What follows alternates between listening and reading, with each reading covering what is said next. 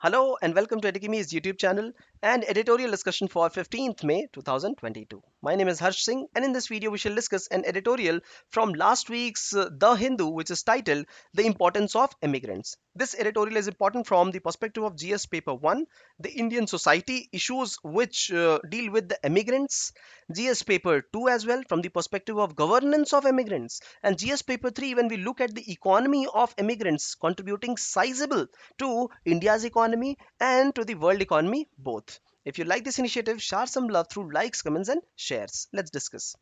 See, to at the onset of this discussion, let me explain what is the difference between emigrants and immigrants.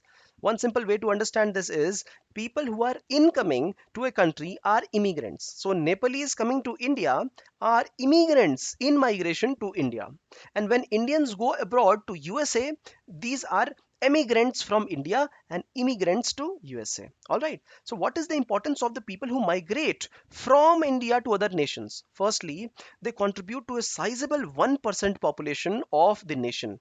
1% of the population. If you have around 130 crore Indians, almost 1.3 crore of the population would migrate abroad, and 60% of these people migrating for work are migrating to Gulf Cooperation Council countries, GCC countries, amongst which UAE tops, then Saudi Arabia and Kuwait. A sizable population of these countries is Indian, and many of these people who migrate, almost 90% of them, are on low skilled jobs, semi skilled, or no skilled jobs. So they are vulnerable population in those countries. So, firstly, huge population migrates. Secondly, a sizable population of the students also migrate to many countries to study.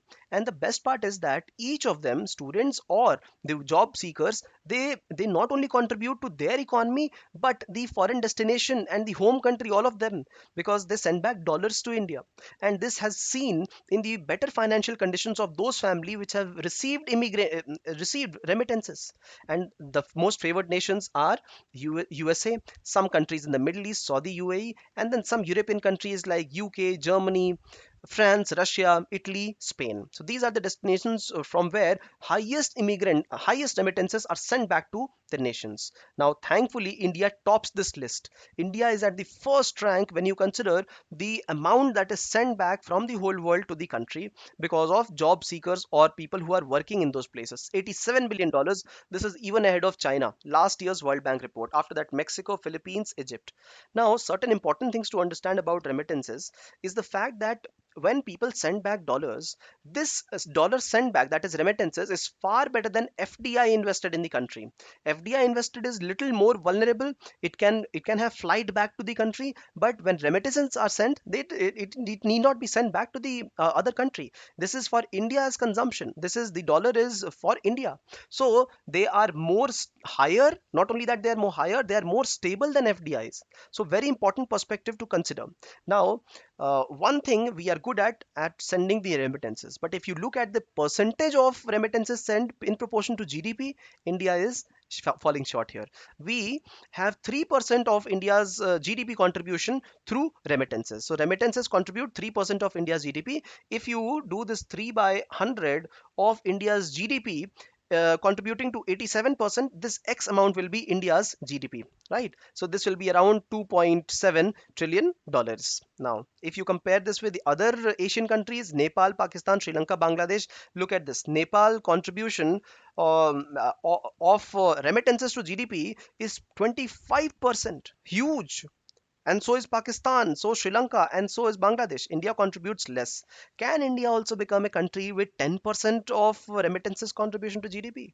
Around $270 billion. Yes, why not? Why cannot we be? Just like other countries like Kyrgyzstan, Tonga, Tajikistan, Moldova, Comoros, Liberia, Nepal, India can also become this. See, but something to note, these countries have meager inflows, $1-2 billion. But see, Nepal has got a decent inflow of $7 billion. India can also become a country like that. See, the major destinations for recipients of the remittances are Asian or African economies. Pakistan Pakistan, India, China, Bangladesh, Vietnam, Philippines, and some other countries as well, all right, like Mexico. So India has the opportunity, but something needs to be done in this regard. So firstly, is this a win-win situation? Yes. For that nation where people are working, of course. For us, yes, they send back money, and they also have better finances for the homes where it is sent. And this avoids systematic risks. For example, Nepal is a great example.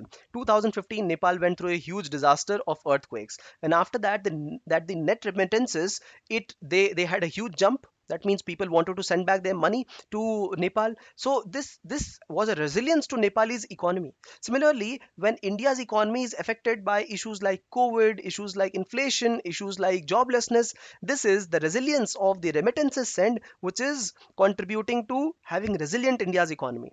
So we must diversify the portfolio of our human capital invested. Not only should be the ground level blue collar workforce, they should also be white collar workforce. Yes, they should also participate in all domains, manufacturing, service, agriculture of the economy of various countries of the world. That's what India is at right now.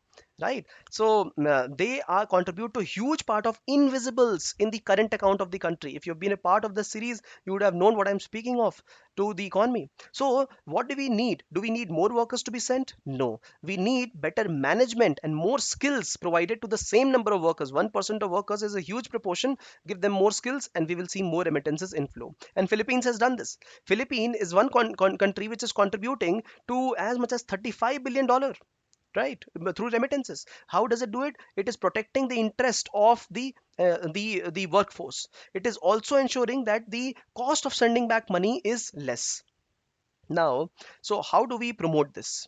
Firstly, we will have to see the safety and well-being of the migrant worker. If they are fine, everything will be fine. So reducing the informal work, for example, the documentation process, right? Government had initiated a portal called as Madad portal, through which the grievance would be redressed, and more than around a lakh people have been served through this.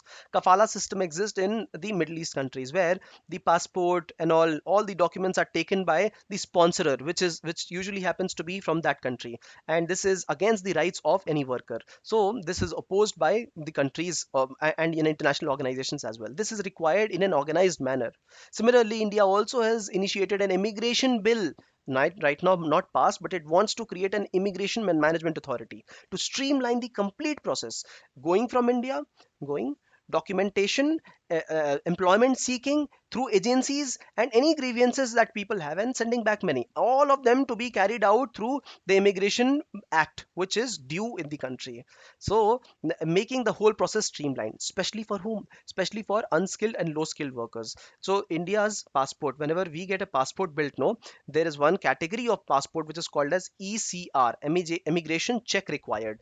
This category of passport, especially for people who are not 10th pass, this is for those people. And there are additional checks for going to some 18 countries. They include some countries in the Middle East and other countries where there are cases where the human rights are violated. So these immigration checks, if done, this will ensure that the middle person does not exploit the labor force.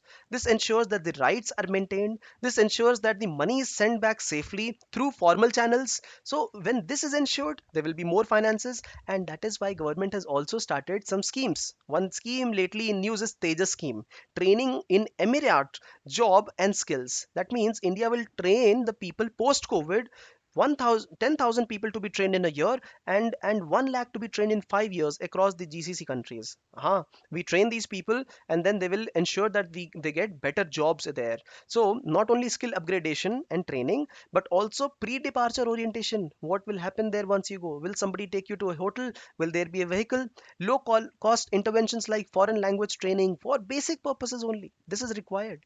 And UAE lately, just a couple of days back, it has stated that they'll start giving unemployment insurance to all the people, not only citizens but all the people who are working there, to retain the employees in the country, to ensure that if you're not employed for a while you seek employment, you will be given some payment, around 60% of the basic payment for a certain duration, so that you are able to find another job smoothly. So these are ways in which the government of India, the government of Middle East countries can ensure jobs are there for the people who are emigrating. It is good for both the nations, and you will also see fragments of economy, fragments of social issues, fragments of the issues that relate around the international relations of both the countries and governance of immigration procedure. And this is how India can increase its participation of the remittances from 3% to around 10%. So this will have a good chunk in GDP as well. We must utilize these kind of potent activities. Right, now mention five reasons and five ways to increase India's remittance proportion in India's economy. Five reasons to increase the remittance proportion and five ways to increase the remittance proportion. This will summarize the complete article and cover a huge chunk of the GS paper 1, 2, and 3, each of them. If you like this initiative, share some love through likes, comments, and shares. You got some questions, put it down in the comment section and we will ensure to get back. Thank you for participation.